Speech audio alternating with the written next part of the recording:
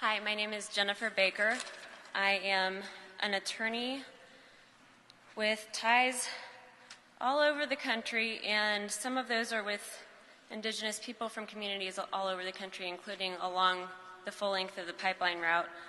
Fortunately, we were able to hear from some of them today already. Unfortunately, due to this weather and the fact that for some reason there's only one public hearing on this matter, several of those were not able to make it. That said, I'd like to begin by reading from a memorandum for the heads of the executive departments and agencies issued by President Obama on November 5th, 2009 regarding tribal consultation.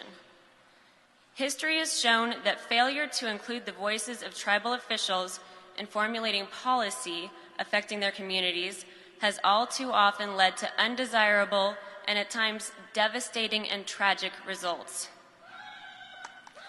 Approval of a presidential permit for the Keystone XL Pipeline would become an example of exactly that, and I urge you to heed President Obama's warning.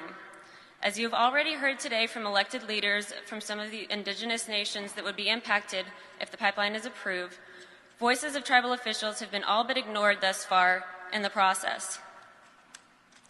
This not only plays into the dangers of which President Obama has warned in the executive memorandum, but it also constitutes a violation of the National Historic Preservation Act.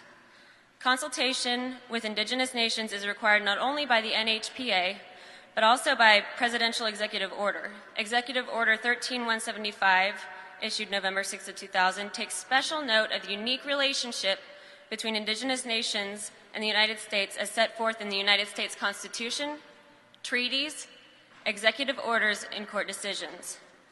I'd like to remind everyone that the United States Code and the Code of Federal Regulations are not the only federal laws that apply to the national interest determination. The order further requires agencies to respect sovereignty and honor tribal treaty rights. As a result, agencies are required by law to ensure meaningful consultation.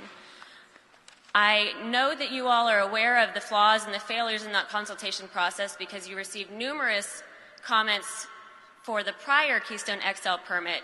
I was informed that you did receive those, you were aware of those, and yet when I asked what changes were made in the process, I received no response.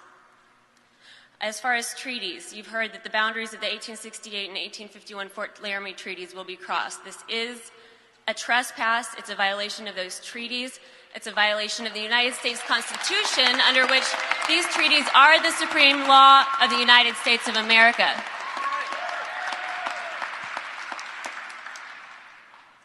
If you can wrap up your comments, sure. Please. These water bodies that are going to be crossed, there are 600 total water bodies, including 10 rivers. These rivers aren't just drinking water, they're not just fishing, although those things are vital and crucial. They're also imperative to the continued spiritual practices of indigenous people.